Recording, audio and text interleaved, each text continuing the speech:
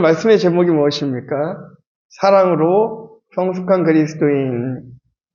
여러분, 제가 빵의 숙성 과정을 살펴보니까요, 어떤 균으로 어떻게 발효하는가가 그 빵의 풍미를 좌우한다고 합니다. 특히 그 빵을 만드는 과정 중에서 발효를 이끌어내는 1차 발효라는 게 있대요. 그 시기가 굉장히 중요하답니다. 그 1차 발효가 무엇이냐면요, 빵을 만들기 위해서 미리 준비해 놓은 발효균을 밀가루와 섞어서 반죽을 하고, 그리고 휴지기를 갖는 것이라고 그래요. 이제 어떤 속도로 발효를 진행할 것인가에 따라서 온도는 조금 달라질 수 있지만, 통상적으로 25도에서 한 27도 정도, 실온에 약 3시간 정도를 두면서 1시간마다 거기에 공기를 넣어준다고 합니다. 그리고 그 작업이 끝나면 이제 도우 컨디셔너에 들어가서 숙성시키는데, 이때부터 이제 발효가 본격적으로 시작되고 빵의 풍미가 만들어진다고 그래요. 여러분, 참 맛있는 빵을 만들기 위해서 참 복잡한 과정들이 있는 것 같아요. 그렇죠? 저 또한 이 빵의 숙성 과정이 궁금해서 검색을 해보니까 지금 제가 말씀드린 대로 이렇게 안내를 해주더라고요. 빵의 풍미가 만들어지는 과정을 제가 보다 보니까요, 그리스도인의 삶과 정말 많이 닮았다라는 생각을 해봅니다. 예수님을 처음 믿기 시작하고 성숙해져가는 그 과정은 단순하지만 너무나 쉽지 않기 때문이죠. 여러분, 숙성 과정이 조금 잘못된다고 하더라도 빵은 만들어집니다. 그렇죠? 숙성 과정이 조금 잘못해져도요, 빵은 그 모양대로 만들어지기는 합니다. 하지만 맛있는 빵은 만들어지지가 않아요. 예수를 믿는다라고 하면서도 시간이 지나도 성숙하지 않는다라고 한다면 우리가 천국 가는 문제가 해결되었다 할지라도 이 땅에서 인정받지 못하며 살아갈 수밖에 없다라는 것입니다. 자, 여러분, 우리는 동성애를 죄로서 가르치고 있습니다. 다 동의하시죠? 동성애가 죄라는 것에 모두가 아마 동의하실 것입니다. 적어도 그리스도인이라 한다면 성경에 죄로 기록된 것을 죄라고 말할 수 있어야 됩니다. 저 역시 동성애를 죄로서 가르치고 죄로 인식하고 있어요. 그런데 동성애라는 죄를 우리가 정죄하고 미워하되 동성애자들은 치유의 대상, 성교의 대상으로서 또한 여길 수 있어야 되는 것이죠. 우리가 정죄해야 되는 것은 동성애이죠. 동성애자들은 여전히 변화되어야 하는 것이 바로 본질이기 때문인 것입니다. 언젠가 동성애 커플을 제가 상담을 한 적이 있었습니다. 그때 본인들은 예수님을 믿는다라고 그래요. 우리는 예수를 믿는데 목사님, 우리는 구원받을 수 있지 않습니까? 라고 질문을 합니다. 그들의 구원의 문제에 대해서 제가 질문하지 않고 물었습니다. 당신은 성경을 믿으십니까? 믿는다고 그래요. 하나님을 믿으십니까? 믿는다고 그래요. 예수님을 믿으십니까? 믿습니다. 그렇다면 성경에서 말하는 죄를 죄로 여길 자신이 있습니까? 그렇다라는 거예요. 그럼 동성애는 죄입니까? 죄가 아니라고 그래요. 그러면 당신은 그리스도인이 아닙니다라고 했어요. 그가 동성애자이지만 말씀대로 동성애를 죄로 여긴다라고 한다면 일만의 가능성이 있겠다라는 생각을 했지만 말씀에 나온 그대로 말씀을 보면서도 그것을 죄로 여기지 않는다면 그는 그리스도인이 아닐 수 있다라는 것이죠. 이 고린도전서 13장은요, 우리가 사랑장으로 부릅니다. 유명합니다. 그 이유는요, 사랑이라는 본질을 두고 행해지는 그 어떤 일도 하나님께서는 인정하지 않으시기 때문이죠. 본문 1절부터 3절 말씀 함께 보도록 하겠습니다. 시작.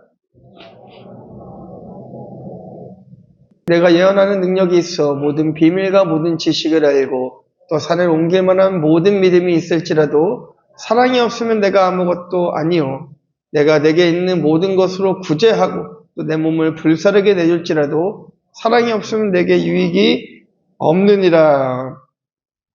여러분 1절부터 3절까지 보니까요. 사랑이 없는 방언은 소리나는 꽹과리, 구리와 울리는 꽹과리에 불과하다라고 합니다. 사랑이 없는 예언은 믿음이 아니다라고 그래요. 아무것도 아니라고 얘기하고 있습니다. 또 3절은 뭐라고 얘기합니까? 사랑이 없는 내어주면 본인에게 유익이 없다라고 이야기하고 있습니다.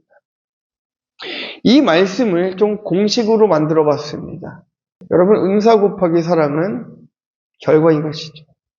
은사가 100이 있다 할지라도 사랑이 0이라고 한다면 그것은 0의 효과밖에 날 수 없는 것입니다.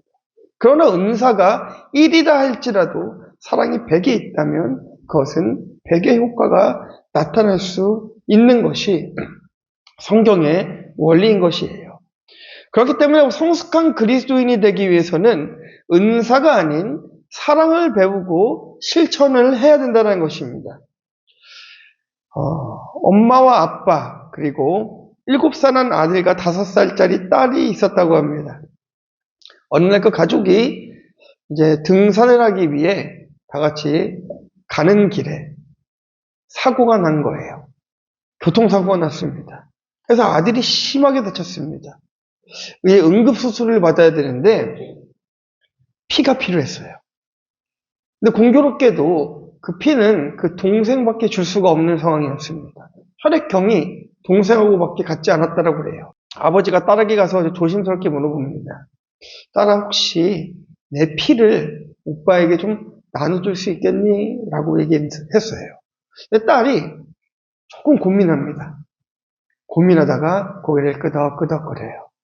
내가 내 피를 좀 나눠줄게요. 그리고 수술이 끝난 뒤에 의사가 수술은 대성공입니다 라고 안심시켰어요. 근데 그때까지 딸아이가 이제 침대에 누워서 가만히 있는 것이에요. 아버지가 딸에게 가서 이야기합니다. 네 덕분에 오빠가 살았다. 정말 고맙다. 그 딸이 그렇게 얘기합니다. 아빠 정말 다행이에요. 그런데 저는 이제 언제 죽나요? 라고 물어봅니다. 아버지가 물어본 것이죠. 네가 왜 죽는다고 생각하니? 그 딸이 얘기합니다. 제 피를 뽑으면 제가 죽는 거 아니에요?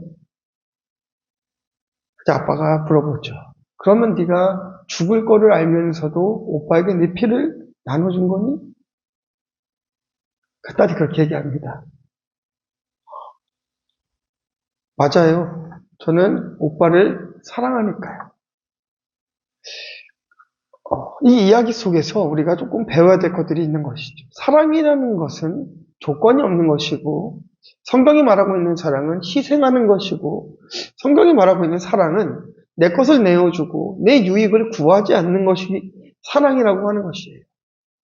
그리고 이 사랑을 가장 잘 표현했던 성숙한 그리스도인의 표본이 있다면 우린 단연 예수님을 떠올릴 수가 있습니다. 하나님이신 성자 예수님이 이 땅에 오셨습니다. 사실 예수님께서 당하셔야 될 그 모든 고난은 죄인인 우리가 짊어져야 되는 것들이었는데 예수님께서 우리를 대신해서 십자가에 죽으셨어요. 그리고 직접 당하셔야 되는 이 고난을 방해하는 제자들에게는 또한 이렇게 말씀하십니다.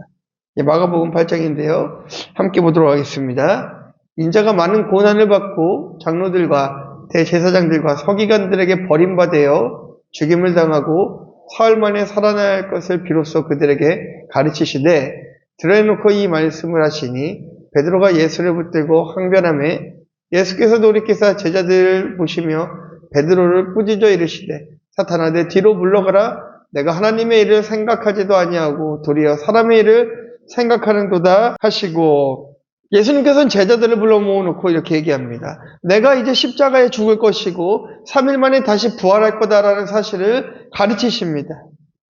예수님께서 담당하게 되실 이 고난의 사건들을 방해하는 사람이 있었는데 그게 바로 베드로였어요. 그 베드로에게 딱 이렇게 말씀하십니다. 사단아 내 뒤로 물러가라. 베드로가 사단이라는 것이 아니고요. 베드로의 그 발언이 너무나 어린아이와 같은 발언이라는 것이에요. 성숙하지 못한 발언이라는 것입니다. 여러분 오늘 본문인 고린도전서 13장은 사랑의 본질을 이야기하고 있는데요. 이 사랑의 본질에 대해서 뭐라고 얘기하고 있습니까? 사랑은 오래 참고, 사랑은 온유하며 시기하지 아니하며, 사랑은 자랑하지 아니하며 교만하지 아니하며 무례히 행하지 아니하며 자기 유익을 구하지 아니하며 성내지 아니하며 악한 것을 생각하지 아니하며 불의를 기뻐하지 아니하며 진리와 함께 기뻐하고 모든 것을 참으며 모든 것을 믿으며 모든 것을 바라며 모든 것을 견디느니라. 여러분, 불가능합니다. 가능하실까요? 불가능합니다. 사랑의 본질이에요. 하나님께서는 왜 우리에게 이 불가능한 사랑을 요구하실까요? 오래 참고 온유하라고 하십니다. 남으로부터 해를 당하여도 보복당하지 않는 마음을 이야기하는 것이에요. 또 투기와 자랑은 어떨까요? 남과 경쟁하는 심리로 범하는 죄를 범하지 말라고 하십니다. 무례히 행실하지 말래요. 예의와 권위에 대한 존중을 하라고 말씀하십니다. 유익을 구하지 말라고 하십니다. 받는 것보다 주는 것이 복이 있다고 하시죠. 또 어떻습니까? 성내지 않고 악한 것을 생각하지 말래요. 독한 심리를 발휘하지 말라고 하십니다. 불의 대신 진리와 함께 기뻐합니다. 복음의 진리, 그것으로 인하여서 선과 악을 구별하고 기뻐하라고 말씀하십니다. 불가능합니다. 가능할 수가 없습니다. 이것이 가능하다고 한다면 여러분 거짓말입니다. 그런데 그것을 가능케 하시는 분이 바로 하나님이시라는 거예요.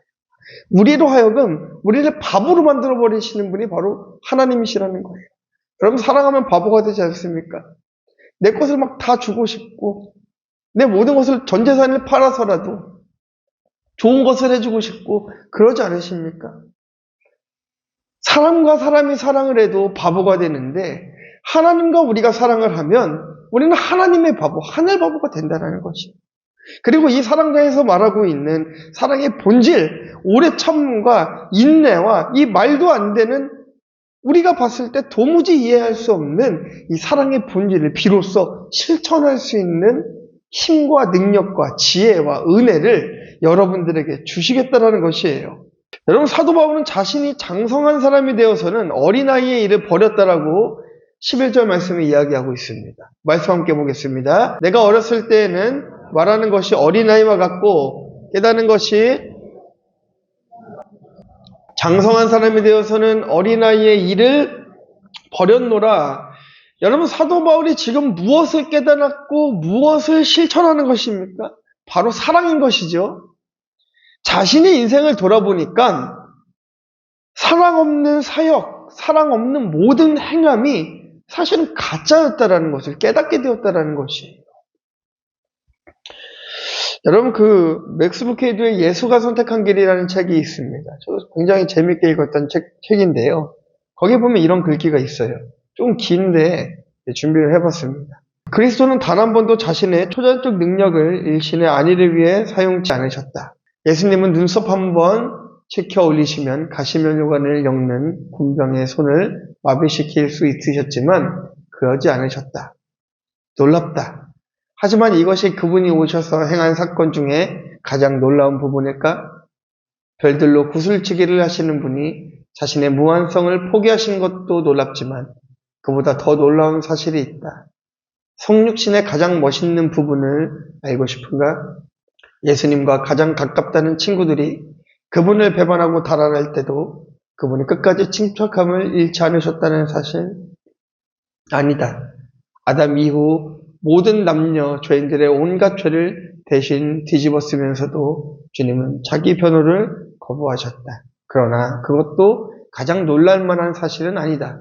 천국의 법정에 무수한 유죄 판결이 울려 퍼지고 빛의 창조자가 죄인들이 가득한 밤의 냉기 속에 버려졌을 때도 여전히 침묵을 지키셨다. 그러나 이건 역시 아니다.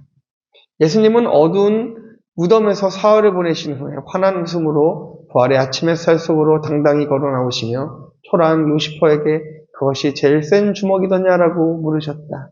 그러나 심지어 그 부분도 아니다. 이러한 것들을 멋이 있다. 말할 수 없이 멋있다. 그러나 천국의 면류관을 버리고 가시면류관을 쓰신 그분의 가장 멋있는 부분이 무엇인지 알고 싶은가? 그것은 바로 당신을 위해 그렇게 하셨다는 사실이다. 당신을 위해. 예수님께서 보여주신 그 사랑, 그것이 옆에 있는 누군가를 위해서가 아니고 저기 멀리 있는 누군가가 아니고 바로 여러분들을 위한 십자가였다는 것이에요. 그것은 너무나 성숙한 하나님의 사랑이었습니다. 제가 여러분들에게 사랑으로 성숙해야 된다고 말씀드리는 것은요, 여러분 나약해지라는 것이 아닙니다. 여러분 뭐 경쟁에서 져야 됩니다라고 말씀드리는 것도 아니에요. 성숙은 구별됨에서 그 진가가 나타나는 것입니다. 여러분 그 문제의 본질을 파악하기 위해서는 문제가 뭔지를 정확히 알아야겠지요.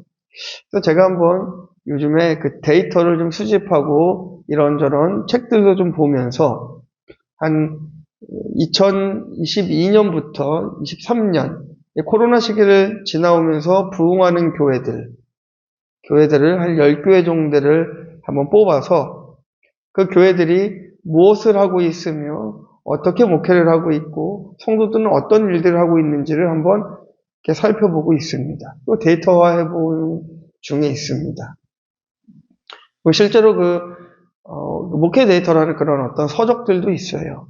그것들을 보면서 우리 교회는 거기에 이제 그 점수들을 이렇게 매기거든요. 저도 우리 교회 점수를 한번 먹여봤습니다. 말씀드리진 않을게요. 네. 앞으로 발전을 더 할 수 있을 것 같습니다. 네. 많이 올라갈 수 있을 것 같아요. 그러나 중요한 것은 무엇이었냐면요.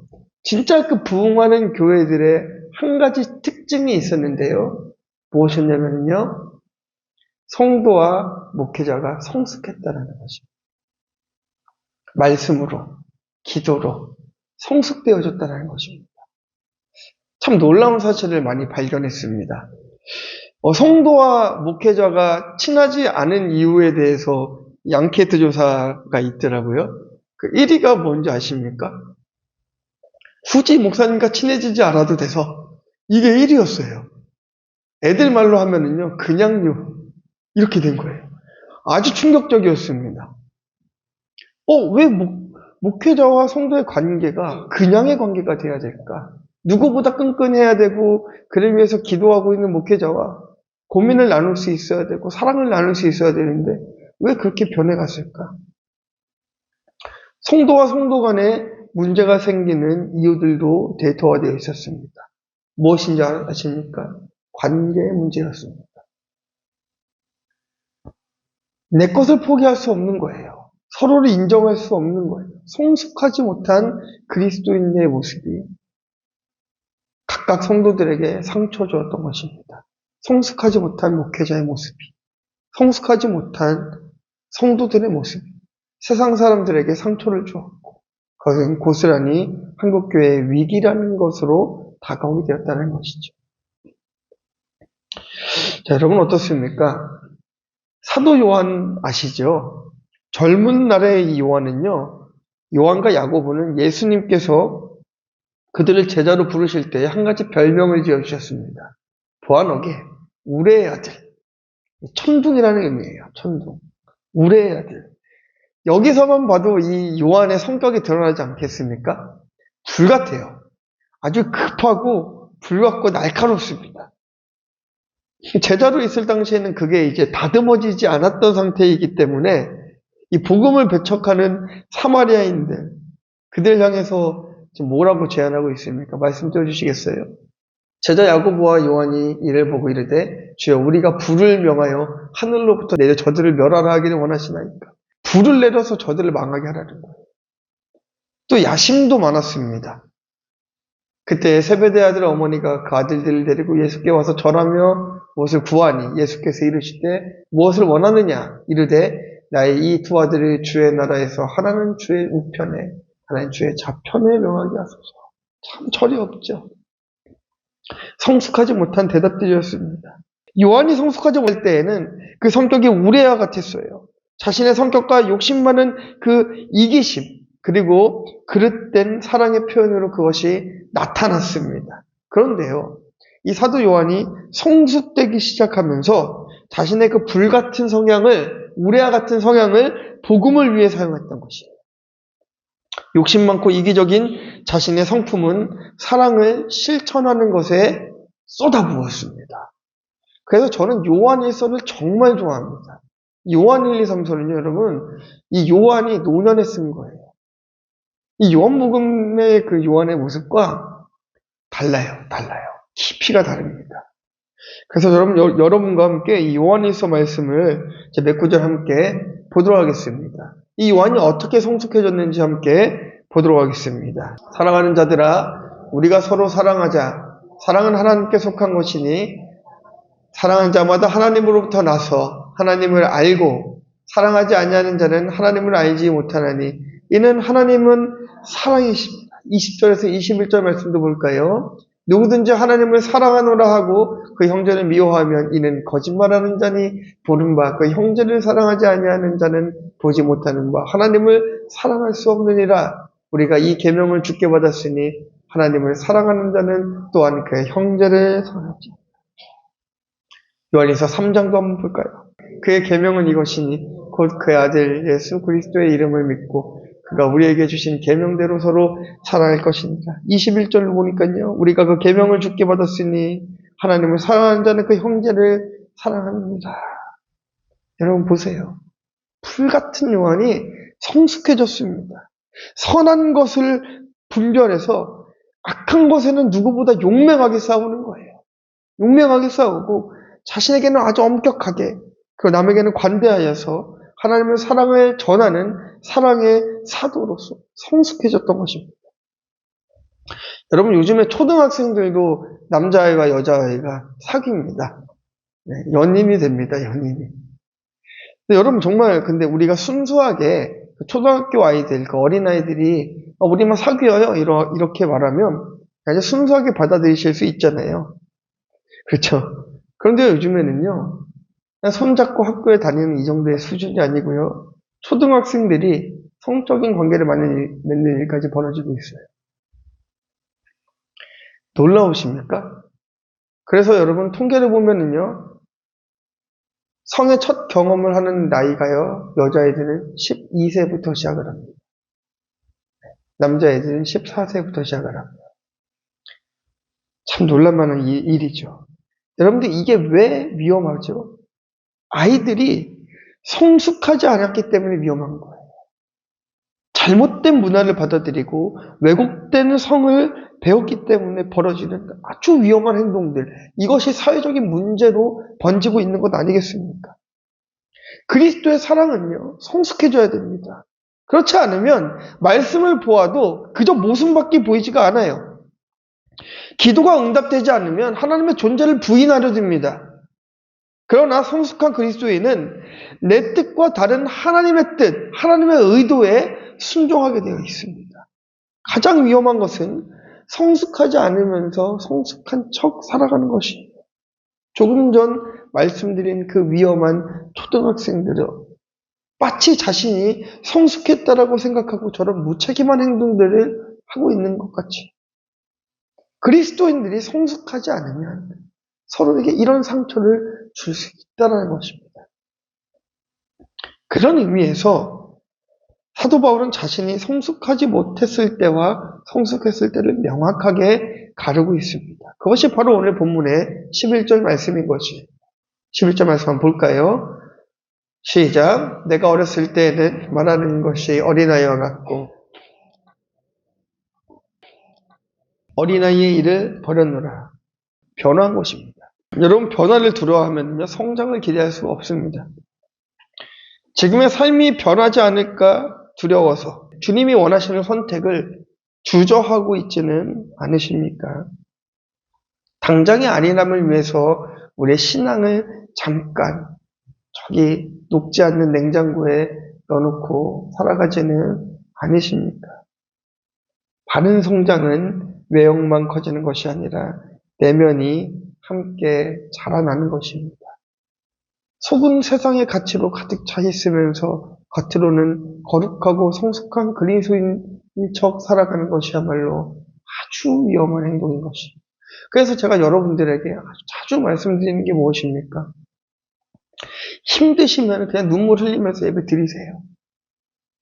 마음이 어려우면 애써 기쁘게 하려고 하지 마시고 그냥 힘든 그대로 하나님 앞에 앉아 계세요. 그리고 말씀 가운데 위로받으시고 찬양 가운데 하나님의 사랑을 느끼시고 그렇게 회복되면 되지 않겠습니까? 우리가 참 그래서 부부싸움하고 보시면 떨어져서 앉으시면 되고요. 이렇게 떨어져 앉아 계신다고 꼭 오해하진 않겠습니다. 그렇지만 뭔가 우리가 막 숨기려 하는 것이 아니라 하나님 앞에 우리 부족함을 드러내야 변화해야 성숙해져 간다는 것이죠. 바울은 자신의 연약함을 드러냈습니다. 어떻게 해요? 나는 어린아이와 같았다라는 거예요. 어떻게 바울이 어린아이와 같을 수 있습니까? 그 많은 교육을 받아왔고 당대 최고의 문학가였고 여러분 철학이 부족했습니까? 지식이 부족했습니까? 율법을 지키지 않았습니까? 어떻게 자신이 배워온 이 모든 것들을 어린아이와 같았다라고 이야기하는 것이에요? 단 한 가지 그 안에 사랑이 없었다라는 것을 이야기하고 있는 거예요. 나는 머리는 좋았지만 사랑이 없었다라는 거예요. 철학도 배웠고 율법도 배웠고 다 잘했는데 그 안에 사랑이 없었다라는 거예요. 그렇기 때문에 나는 어린아이와 같았다라는 거예요. 예수님을 만나고 바울은 바보 됐습니다. 생각해 보세요. 바보가 됐어요. 말도 안 되는 삶을 살아요. 거지처럼 돌아다닙니다. 돈도 못 벌어요. 복음만 외치러 다닙니다. 이런 바보가 어디 있습니까? 그런데 사도 바울은 그것을 보고 자신을 장성한 사람이 되었다라고 이야기하고 있습니다. 하늘 바보가 되었다는 것이에요. 그러면 영국의 그 대문호인 그 셰익스피어를 아시죠? 이 셰익스피어가 한날은 그 친한 친구 집에 놀러 갔습니다. 놀러 갔는데 그 친구가 오질 않는 거예요. 그 집에 이제 하인이 있었는데요.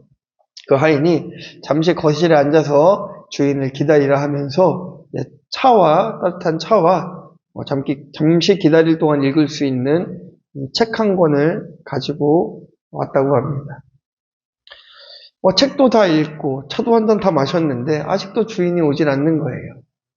그래서 이 셰익스피어가 이 하인에게 다시 가서 차라도 한 잔 달라고 할까 싶어서 이제 부엌문을 열었습니다. 그랬더니 하인이 무엇을 하고 있는 모습을 보았냐면요. 그러니까 아무도 손이 닿지 않는 그런 공간을 혼자서 묵묵히 청소를 하고 있는 모습을 발견하게 됩니다. 주인이 시킨 것도 아니었어요.